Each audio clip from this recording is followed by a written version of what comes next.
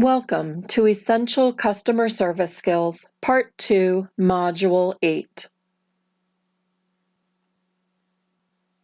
In this lesson, you will learn how to see issues through each customer's eyes, change your language to fit each situation, fix the problem without placing blame, and meet or exceed your customer's expectations.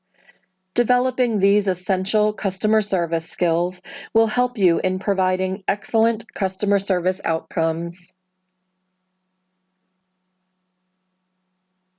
If you are an employee who interacts with the public, your main goal is happy, satisfied customers.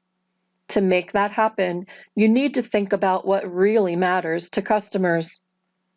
Although that list of what really matters could get quite long, it would certainly include price, service, experience, selection, delivery, and convenience. The truth is, each customer service situation you face will be different, but these things customers care about won't change. As we go through this lesson, let's keep that concept in mind. Can you confidently say, I put myself in my customer's shoes and try to look at issues through their eyes? To do this well, you need to first understand what empathy really is, then choose to communicate it to each customer.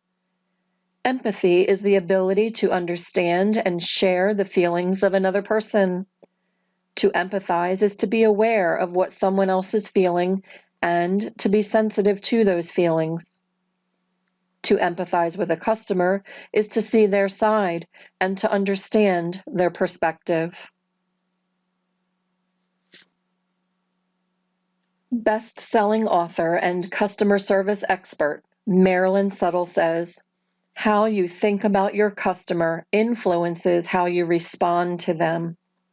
That's an excellent point to remember about seeing issues through the customer's eyes.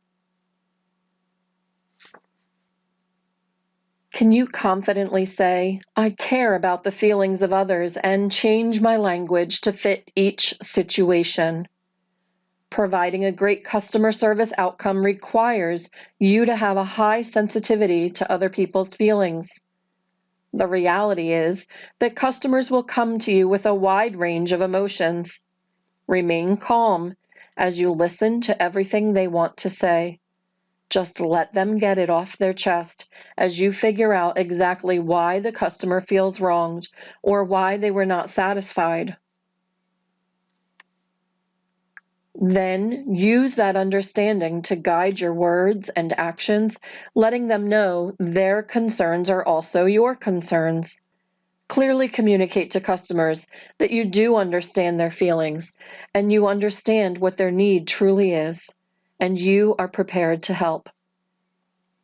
Avoid offering them a generic solution. Instead, choose to find solutions for them personally. How can you best address their specific situation?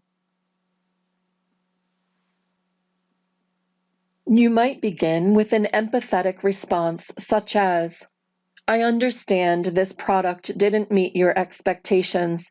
I understand how disappointing something like that can be. Or, I see this was a terrible inconvenience for you. It's perfectly understandable that you're upset about this. Or, if that happened to me, I'd be frustrated too. James Cash Penney was a business owner who established one of the largest chains of department stores in the country, with all 50 states having J.C. Penney stores. He strongly believed in honesty and a deep respect for the customer, saying, "Courteous treatment will make a customer a walking advertisement." Caring about each customer's feelings, plus carefully choosing the right words to respond to their specific needs, will result in excellent customer service outcomes. The truth is, the customer is not always right. Can you confidently say, I try to fix the problem, not blame the customer when they have an issue? Sometimes they have made an honest mistake. Here's an example. Maybe a customer expects a different price on a sale item because they looked at the sale sign too quickly. Then they get upset when you won't give them the price they thought it should be. Avoid pointing out the mistake you think they made because that would likely cause the customer to become defensive. Instead, fix the problem by offering a solution or an alternative option. For example, if you'd like to choose an additional bell pepper, the bulk sale price will apply. If so, I can hold the rest of your groceries until you're back. Or I could take this one off your order if the price isn't acceptable, or leave it on if it is. Which can I do for you? Alan Weiss, a professional speaker, professor, entrepreneurial coach, and author of over 60 books, says, ask your customers to be part of the solution and don't view them as part of the problem. That's a great tip for fixing the problem without placing blame. Sometimes, though, the customer might have actually done something which caused the upsetting situation they're in. Maybe they missed a couple of payments and that's why their credit card was declined.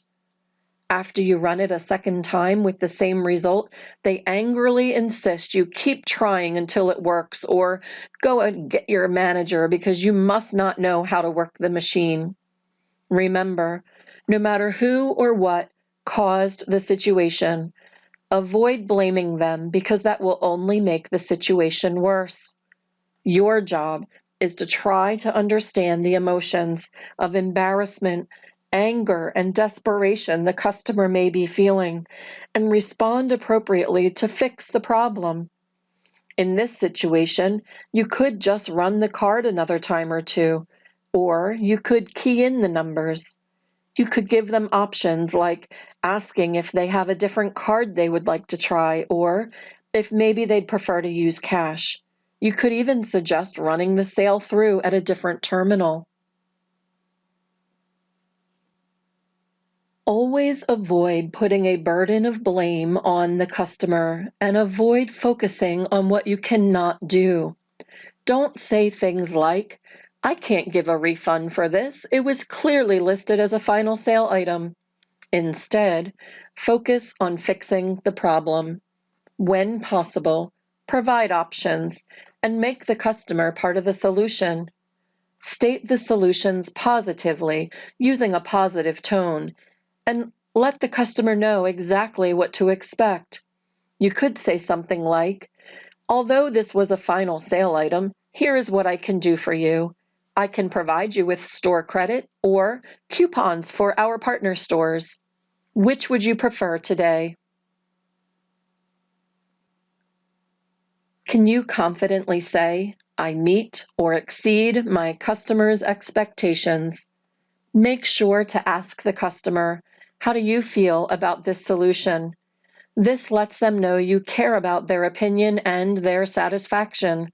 Remember, even if you are having a bad day, or even if their situation seems a bit ridiculous to you, or even if you don't really care at all, you need to remain professional and sincerely show that you do care. Can you confidently say, I check the body language of guests to make sure they are satisfied? If your customers feel heard, honored, respected, and appreciated, you have achieved the goal. A customer service representative from the front desk at my local grocery store recently explained, you know you did your job well when a customer comes up to you angrily, but your interaction calms them down enough that their whole demeanor changes and they leave satisfied. Earl Nightingale was a Marine who survived Pearl Harbor aboard the USS Arizona. He developed the longest-running, most widely syndicated radio show and grew a multi-million-dollar publishing company. He said, our attitude towards others determines their attitude towards us. We should acknowledge, even when we do our job to the best of our ability, not every customer will leave happy. If you're struggling with any aspect of your job, please reach out for help. Find and practice some coping techniques. Get advice from coworkers, and be honest with your supervisor. Customer service is not an easy career, and this job is certainly not for everyone. But as you learn and develop the essential skills in these modules, you will become a confident customer service employee, prepared to serve each customer. Now that you have completed Module 8, please complete the recommended follow-up activity with your YES Career Counselor.